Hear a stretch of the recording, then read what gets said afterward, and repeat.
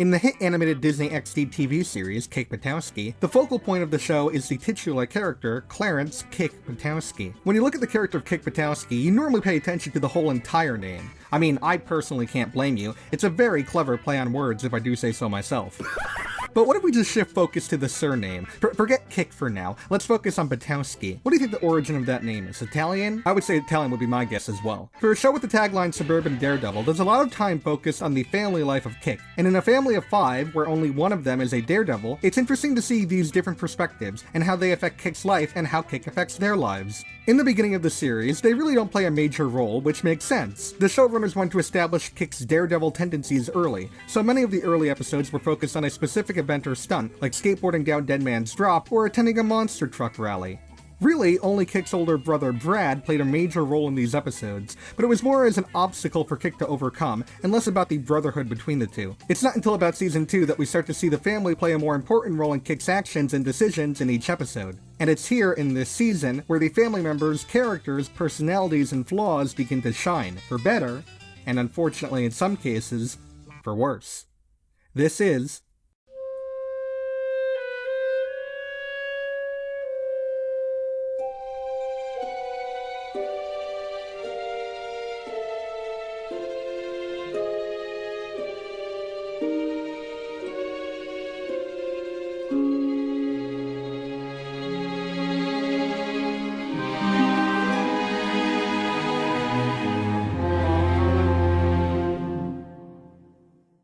I wanted to start with Honey, because I wanted to show some love to a character that I honestly feel deserves more of it, even if the show doesn't want to do it themselves. Throughout the entirety of Season 1, we really don't know a lot about Honey and her character, except what we're shown, and we're shown so little that we have to take everything we see at face value. Her first standout episode is Season 1, Episode 4B, Not Without My Cereal. In this episode, her role is buying groceries. She has a few more episodes scattered throughout Season 1 where she shows up for a bit, but nothing ever tops this episode. It's just a bunch of "my character is that I'm a parent" episodes, which, according to my primary sources, let me just take a quick look here, being a parent isn't a personality trait. Even the conveniently named A Very Buttowski Mother's Day isn't about her. She doesn't even show up until the end of the episode.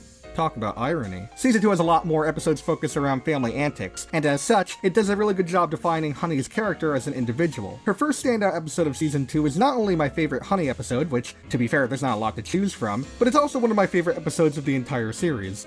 That being Season 2, Episode 2A, Kickin' Jeans. To give you a quick rundown, the episode revolves around Kick finding out that his mom used to be a speedboat daredevil, who went by the name of Honey Splash, who attempted to break the speedboat speed world record. When he finds that out, he's impressed and he thinks that she'll be able to help him with a stunt that he failed at earlier in the episode. However, she reveals to him that she had to quit being Honey Splash after she sustained an injury while trying to break the record. She's eventually convinced by a boat that Kick just happens to have. I'm sorry, but how does Kick have this boat? Where did he get it? Did he buy it? Did he borrow it from someone? Did he steal it? How do you get the boat, Kick? How do you get the boat? Anyway, she convinces herself to help Kick with the stunt, and inadvertently gets the jumpstart needed to get back into the Daredevil game. She tries to break the speedboat speed record again, but her injury comes back and Kick has to save his mother before things return to the status quo. So, I really love this episode because it gives light to a character who, despite being labeled as a major character, hasn't had a chance to really shine as an individual. And from what we've seen, it makes a lot of sense as to why she's extremely supportive of Kick's dreams of being a daredevil. Not only that, it's an episode that strengthens the relationship of Kick and his mom. Not only in a familial sense, but also just the two of them finding common ground. You can really see how genuinely impressed and inspired Kick is when he finds out his mom used to be a daredevil, and with Honey, we begin to see how she not only supports his choices, but also encourages him to do his best that he possibly can do. It's an episode that makes up for a season's worth of nothing in regards to finding out more about her character, and I honestly adore that a lot. Do you like it? Well, I know how much you love your stunts, so I made this to show you how much I support you. You really are awesome, Mom. Then they never bring it up again, and she's once again locked down to being a parent as her personality. Aw, yeah! Yeah, there's a reason why I labeled her as the underutilized one. Instead of diving deeper into this amazing idea, the rest of the episodes of the series that are focused around her completely ignore the fact that she was a daredevil, and just goes back to her being a mom who does mom things, and that's all we get to see her do. She does have a much more prominent role in Season 2 than she did in Season 1, although a majority of those roles involve the rest of the family as well, yet despite that, I can boil down her character moments in a quick lightning round. In Season 2, Episode 2B, Close Call, aka the episode right after Kick and Jeans, Honey has to get Kick a suit, and her role in the episode boils down to her going a bit stir-crazy, telling Kick to be on his best behavior, and then leaving him in line with the suit while she gets something else. And of course, something goes wrong and Kick loses the suit, so he has to track it down. I wonder where we heard this episode concept before. I can't put my finger on it. In Season 2, Episode 17B, Snow Problem, she and the rest of her family are trapped in a cabin after it's buried in snow, and she goes crazy. I'm starting to notice a pattern here. In Season 2, Episode 21A, Swap Meet, Kick's dad entrusts him with hiding his mom's anniversary gift, and she goes crazy trying to find it. Oh, another one. Okay, then. In Season 2, Episode 26A, Say Cheese, when the kids fighting leads to her favorite picture of them being ruined, it causes her to go crazy. Okay, do you see what I'm starting to get at here? Out of all the characters in the family, Honey definitely got the short end of the stick, and that's pretty upsetting because I feel like there's more to explore with the character that she really is. But I feel like I've talked about her enough for now, so let's move on to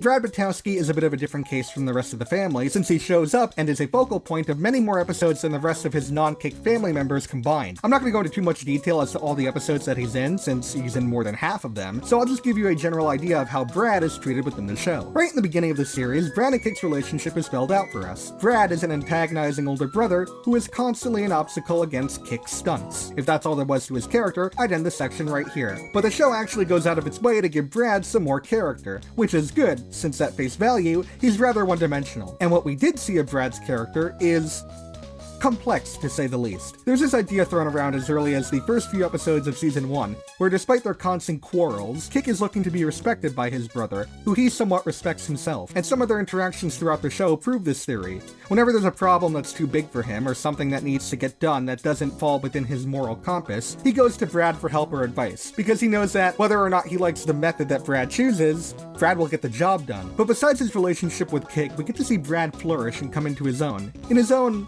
Brad ways. If you were to ask me right now how I would describe Brad Buttowski, then I would probably say that he's a lazy, annoying, rough-looking, unhygienic, chauvinistic loser who treats his friends poorly and is somehow able to both objectify and simp for every single woman who he cops even an iota of a glance at. But he's also so self-absorbed and wrapped in this figmented world of his that he is the picture of perfection, that he radiates so much Chad energy that makes him the most entertaining character on the entire show. I already got most of her phone number. Which part? The area code.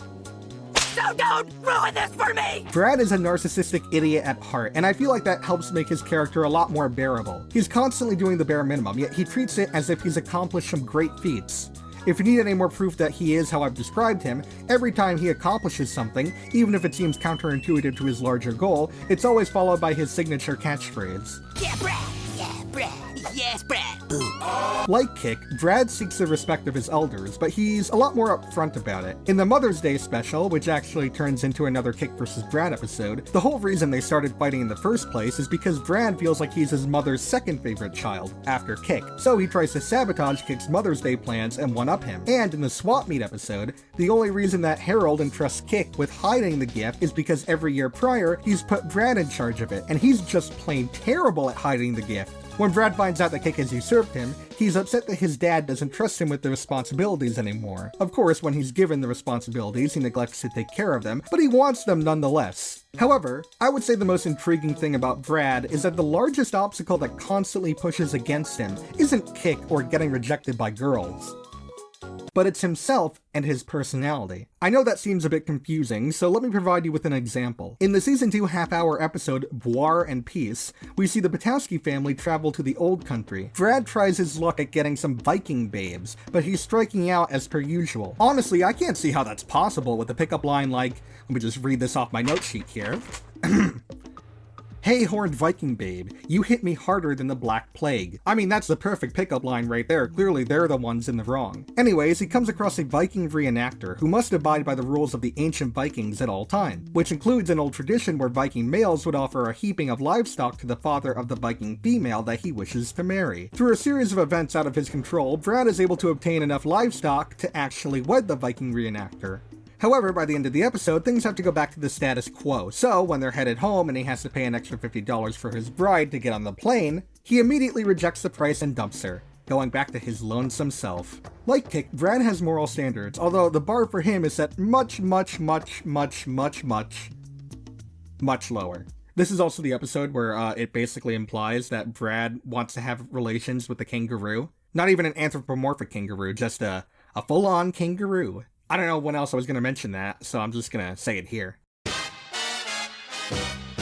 Without a doubt in my mind, Brad is the most entertaining character on the show, which is ironic because he was so close to being written as an annoying jerk older brother. But thanks to a combination of extreme narcissism with just being a complete loser, he manages to pull through. Honestly, he should change his name to Chadley with how much Chad energy he's radiating.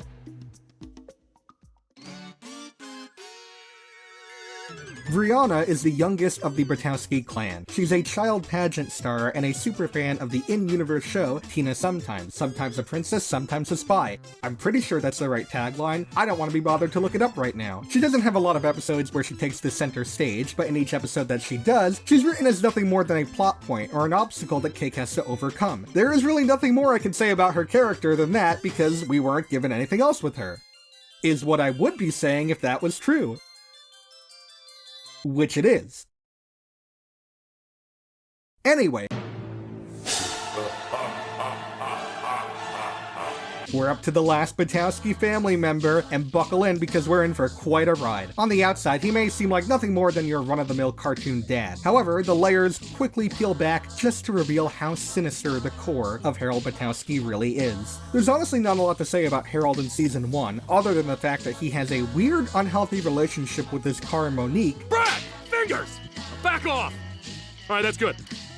As well as mail, to the point where he has an entire room in his house dedicated to opening mail. And if there's one thing I've learned throughout my years of not being dead, it's to never trust someone who has their own mailroom. It might not seem too bad from a first look, but this is all piling up for when shit hits the fan in Season 2. And when it does, oh boy does it hit hard. If you ask me how I would describe Harold in Season 2 right now, I would say that he's a selfish, nosy, chauvinistic, cheap, greedy jerk who constantly belittles and disparages his children in comparison to him and treats his wife even worse probably. He's a narcissistic jackass, which might sound similar to Brad, but unlike the Brad, there's no self-awareness or charm to wrap it all together. Basically, he's all the worst traits of Brad, with none of the positives.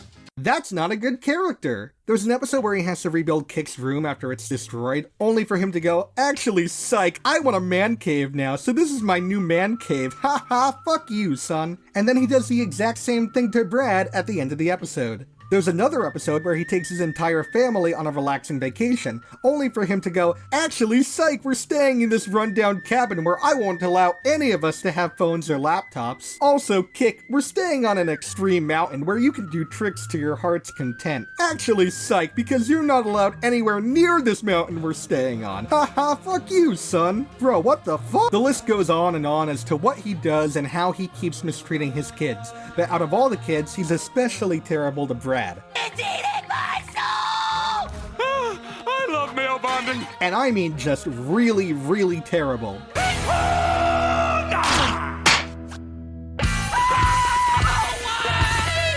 How about his relationship with Honey? Monique doesn't know about your mother. Harry, honey, would you open this pickle jar for me? I don't want to see a fingerprint on Monique when I get back. What pickle jar? If you think I'm just picking and choosing random moments from episodes to make him seem worse than he actually is, I want to call attention to the episode Say Cheese. While the kids are trying to get a picture taken to replace the one that they destroyed in their fight, Harold, who's more worried about Meatloaf Night than his wife, stays with her to try and snap her out of it. He tries a few things, all of which fail completely, but then he says this line. And now it's time to make meatloaf together, just like our counselor said. So it's basically confirmed that they go to a marriage counselor, and I don't think that they're just going to try it out. Clearly there's some problems going on in Paradise, and this statement more or less confirms that. At the very least, it seems like they're trying to work through their problems, but with someone like Harold, I don't know if I can with this guy. He's just that bad.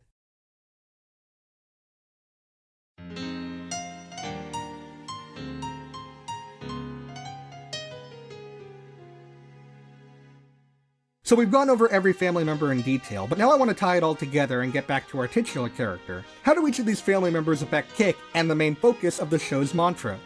I don't think there's a single right answer to this question, but here's what I think about it. Kick Buttowski is a show that thrives when it sticks to what it taglines itself as: Daredevil stunts in a suburban setting. As such, the character of Kick thrives the best in this setting as well. In the first season, the main focus of the majority of the episodes revolve around Kick doing just that. The family was still present, but besides Drad being an obstacle, their problems never really took center stage over Kick's shenanigans. Going into Season 2 with almost double the episode length, a lot more episodes are focused on more family stories, with each member taking up more and more screen time and leaving much more of an impact, for better or herald.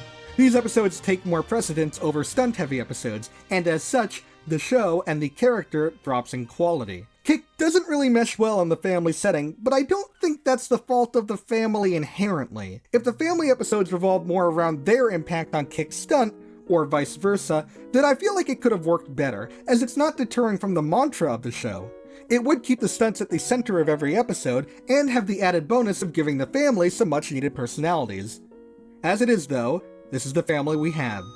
A mother who had an amazing gimmick that was never really fully used, a brother who has a complex personality that provides much needed entertainment and comedy to the show, a father who should have been taken away by the police by now, and etc. They may not be the perfect family, hell, they may not even be a great family. That's it, that's all I had to say.